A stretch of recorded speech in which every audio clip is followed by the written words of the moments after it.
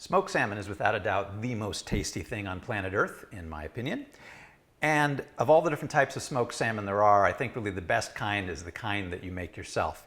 And I've been smoking salmon for about 20 years, so I've got a system down that works really, really well. I thought I'd share it with you guys today. It's pretty simple. It's actually really, really simple. It's just time consuming. All you need are these three basic ingredients: dark brown sugar, salt, and it really can be any kind of salt. I usually just use kosher salt, or sometimes it's rock salt, sometimes it's pickling salt. Whatever I've got on hand, I use it. Salmon. I always do a whole side of salmon. I usually get just the cheapest Atlantic salmon that the grocery store has. This whole side cost me about $21.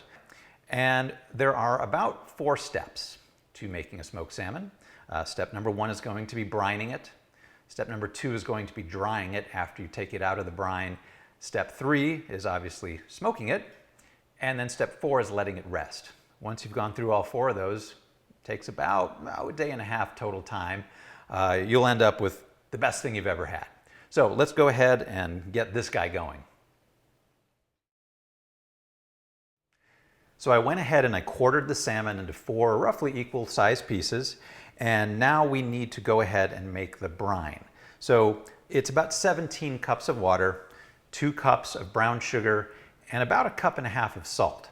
Now I've been doing this for 20 years, so I've eyeballed this, so we'll see how it goes.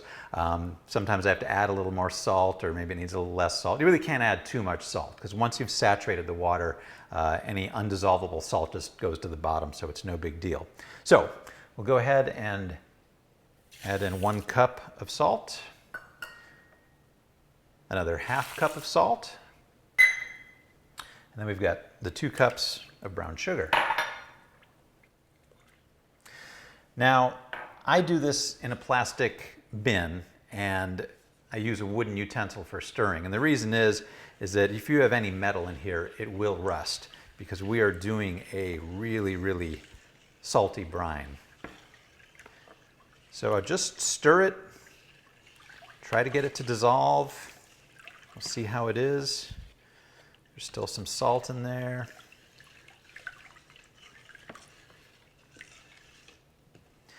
And you want to use cool water for this, because once we put the salmon in, it's going to take a while in the refrigerator for this to cool back down. So start with as cold water as you can start with. Okay, that looks pretty good. There's still a little bit of salt that hasn't dissolved, which means I pretty much probably nailed it. I think a few more stirs and that salt will be, yep. All right, we have ourselves a brine. So now all we have to do, go ahead, put the salmon in there. It should sink to the bottom.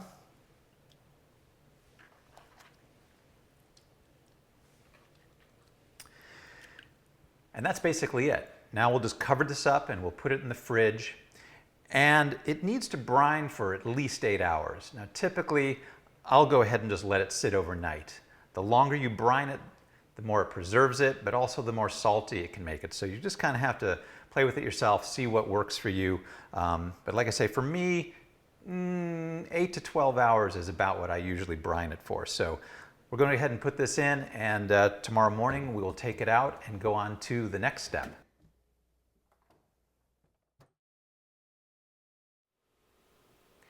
It's now the following morning, and I've taken the salmon out of the refrigerator. It's still in the brine, and it's actually been in the brine for about 19 hours.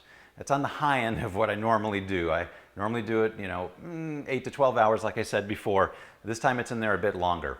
Not a problem. 2 weeks ago I did one that was about 16 hours and it came out perfectly. And I've actually done it up to maybe 30 hours and I haven't had a problem. So not a big deal.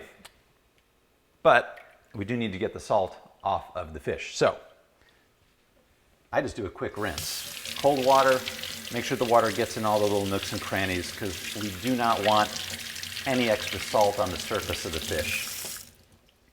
So a quick rinse, some paper towels, pat it dry, and we really want to get it as dry as we can just by patting it, because we're about to go into the longer part of the drying process, and the drier we can just get it right now, the quicker it'll be getting it to the next step. So I'm going to go ahead and do this with the remaining 3 fillets, and then we will move on to the next step.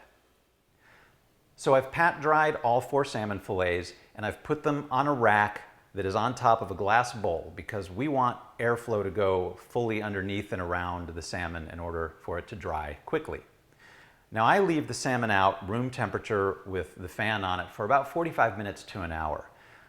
It's perfectly safe to do that because the salmon at this point is pretty well cured, right? It was in the brine for 19 hours, so it's well on its way to being preserved.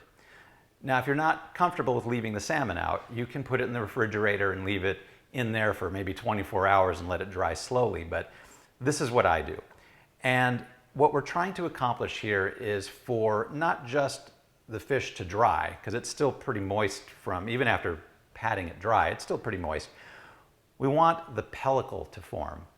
Now the pellicle is a thin, sticky layer that will form over the salmon as it dries. And what the pellicle does is it causes the smoke particles to stick to the fish. If we were to put this in the smoker right now as it is, yeah, you'd get a smoked salmon, but it wouldn't have a whole lot of smoke flavor. It would mostly taste like cooked salmon.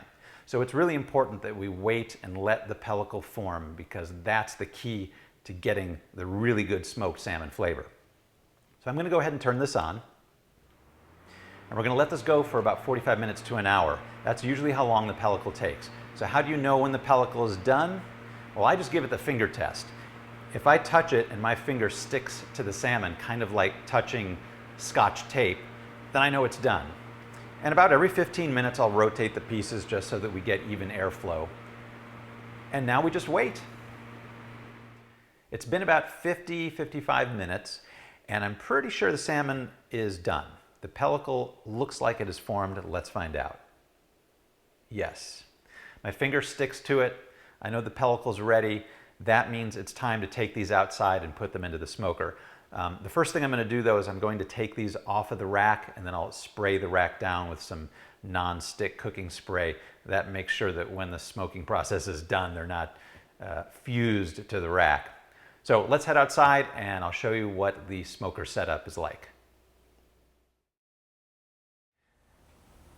There are many different types of smokers out there, but this is my smoker of choice for doing smoked salmon. It's called an electric smoker oven. This one is made by Cook Shack, and I bought it probably about 20 years ago. It's been sitting out on this patio, exposed to the elements, with a cover on it for about 20 years. It's built like a tank. It works fantastically. It's all analog. Everything about it is perfect for doing smoked salmon. So, the wood. I use alder. Most people would use alder for doing smoked salmon. You can either use the small pieces like this, or you can use larger chunks. Today I've got the small pieces, so that's what we're using. And I've already put some in the smoker box. Now a lot of people would look into that smoker box and just want to load it up. Just put as much wood in there as they can, thinking that more smoke is better. More smoke is definitely not better, trust me. If you overdo it, your salmon will taste really, really nasty. So what you want to do, at least in one of these ovens, is just use maybe 2 to 2.5 small handfuls of the wood. That's all it needs. It does not need a lot. So we're going to go ahead and close this up. And then we're going to talk about this. So controlling the temperature is really important. That's another reason why the smoker oven is a good idea. It's very easy to keep a constant temperature. So we have to use one of these. This is a remote thermometer. This is the unit that goes inside the house. I've got it set to fish. Fish is done at 145 degrees, so the alarm will go off letting me know exactly when it is done. This is the unit that goes outside. It's got the probe on it, and I'm just going to go ahead and run this probe through the vent hole on the top of the smoker. We're just going to get it ready, that way when I put the fish in, it'll be easier to hook it up. So let's go ahead and get the salmon. Okay, our salmon's ready to go in. I'm going to go ahead and put it in on the top rack of the smoker. And I'm going to fish out that temperature probe that we put in there. And I'm going to go ahead and put it into the thickest piece of salmon I've got. We want to get it in there right into the middle. So that should be pretty good. Next thing we do, come up here to set the thermostat to to about 130 degrees. Now we're going to leave it at about 130 degrees for approximately 8 hours.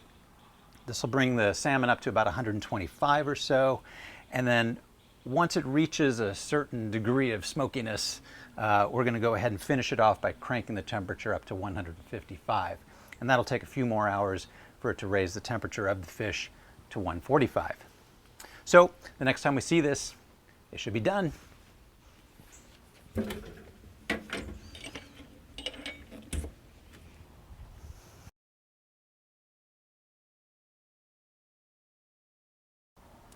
So it's getting towards the end of the day. The salmon has been in the smoker for quite a long time, and as predicted, the temperature is about 128 degrees. We were targeting 125. 128 is not bad. It's been in there a while. So what I'm going to do now is finish it off. And I finish it off by raising the temperature to 155 degrees. Now remember, the target temperature for the salmon is 145. This thing will start buzzing at 145 degrees.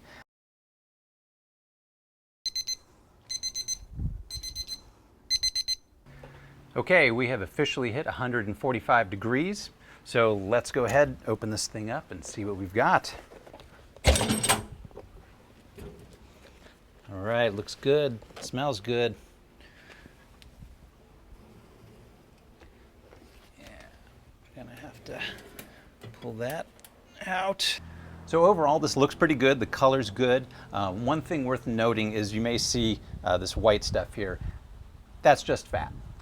Sometimes you get a salmon where there is no fat at all, and sometimes you get these where there's actually quite a bit of fat. And the reason that there was a lot on this one, not that it was a fattier salmon than any other salmon, it was that, well, you may have noticed when we put it in that the surface of the salmon was a little bit rough.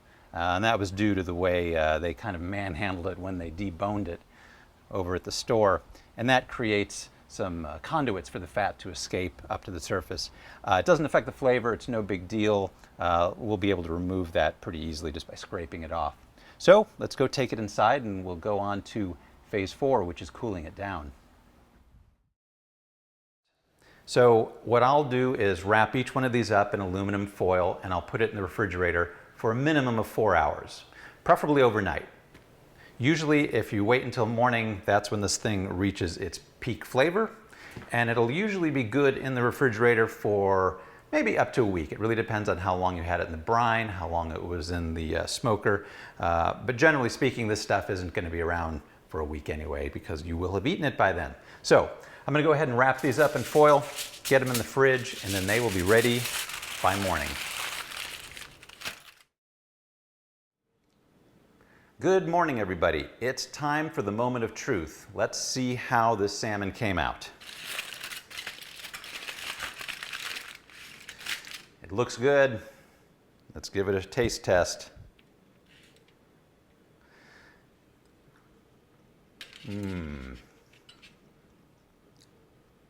That came out absolutely perfect.